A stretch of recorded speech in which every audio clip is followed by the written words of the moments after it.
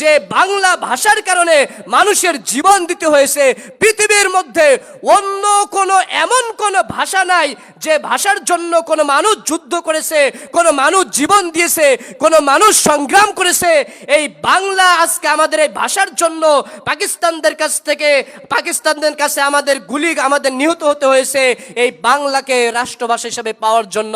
তাহলে এই যে আমাদের যে ভাষাটা আমরা পেয়েছি, এটা কিন্তু এমনিতে পাই নাই। আজকে আমরা যে স্বাধীন বাংলায় বসবাস করতেছি, এই স্বাধীন বাংলা কিন্তু আমরা এমনিতে পাই নাই। এই স্বাধীন বাংলাকে আমরা এমনিতে পাইছি। দীর্ঘ 9 মাস যুদ্ধ করেছিল আমাদের পূর্বপুরুষরা, তারপরে এই স্বাধীন বাংলা পেয়েছিল। এমনিতে বাংলা অর্জন হয়নি। তুমি পড়ালেখা করতেছো, একটি পরীক্ষার ফল পাচ্ছ, এমনিতে পাচ্ছ? পরীক্ষা দেওয়া লাগতেছে না? তা আমরা যে স্বাধীনভাবে যে এই দেশে বসবাস করছি, এর পিছনে আমাদের বাপদাদারা, আমাদের পূর্বপুরুষরা নিজেদের রক্ত দিয়ে, জীবন দিয়ে এই বাংলাদেশকে স্বাধীন করছিল। তার পূর্বে, সেই স্বাধীনের পূর্বে এই স্বাধীনতার চেতনাটা আসছিল 1952 সালের ভাষা আন্দোলন থেকে। এই বাংলাদেশের প্রত্যেকটি মানুষের মনের যে চেতনা এসেছিল, ওই সেই 1952 সালে প্রথম আসছিল। আমার কথা বুঝতে পারছো তোমরা? 1952 সালে প্রথম আসছিল। 1952 সালে প্রথম, যখন 1946-এর পরে যখন দেশ বিভক্ত হয়ে যায়, তখন পাকিস্তানের সকল যে সরকারের যত কেন্দ্র, সবগুলো তখন পাকিস্তানের ছিল। এবং পাকিস্তানরা চেয়েছিল তাদের মূল রাষ্ট্রভাষা হিসাবে পূর্ব বাংলা, পশ্চিম বাংলা রাষ্ট্রভাষা হিসাবে তারা উর্দুকে করতে চায়।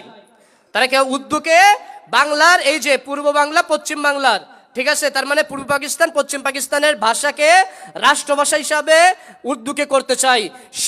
ঠিক সেই সময় তোমাদের মতো ছাত্ররাই, সেই সময় ঢাকা বিশ্ববিদ্যালয়ের ওখান থেকে তমুদ্দিন মজলিস যেটা গঠিত হয়, সেই সময় ঢাকা বিশ্ববিদ্যালয়ের অধ্যাপক আবুল কাশেম, তিনি তখন তার নেতৃত্বে তখন তারা একটি তমুদ্দিন মজলিস, যে মজলিস রয়েছে ওটা গঠন করে, তার নেতৃত্বে তখন আস্তে আস্তে তারা এভাবে তাদের জীবনটা পর্যন্ত আস্তে আস্তে দিয়ে দেয়। সেই সময় সালাম, বরকত, যে শফিক, এই সময় তারা তাদের জীবন দিয়ে তারা এই বাংলা ভাষাকে চিনে নিয়ে এসেছিল।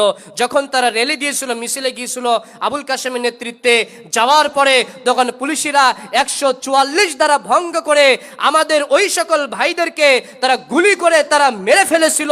আজকে তাদের বিনিময়ে আমরা আজকে এই ভাষাকে রাষ্ট্রভাষা হিসাবে, বাংলা যে ভাষায় আমরা কথা বলতেছি, এই প্রাণের ভাষাকে আমরা ওদের যুদ্ধের কারণে, ওদের জীবনের বিনিময়ে আজকে আমরা এই স্বাধীনভাবে এই বাংলা ভাষায় আমরা আজকে কথা বলতে পারছি। পৃথিবীর বুকে একমাত্র ভাষা যেটি বাংলা ভাষা, যে বাংলা ভাষার কারণে মানুষের জীবন দিতে হয়েছে।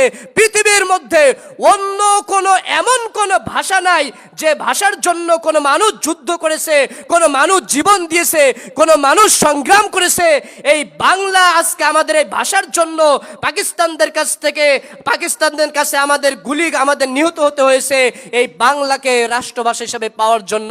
তাহলে এই যে আমাদের যে ভাষাটা আমরা পেয়েছি, এটা কিন্তু এমনিতে পাই নাই।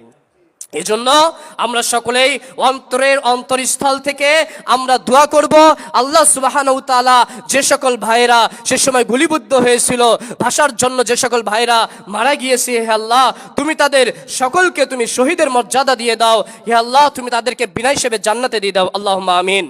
হে আল্লাহ তুমি যা দাও তা রোধ করার কেউ নেই, তুমি যা রোধ করো তা দেওয়ার কেউ নেই। হে আল্লাহ আমরা মানুষ হিসাবে আমরা সবাই ভুলের অধিকারী, আমরা ভুলের মধ্যেই আমরা নিমজ্জিত।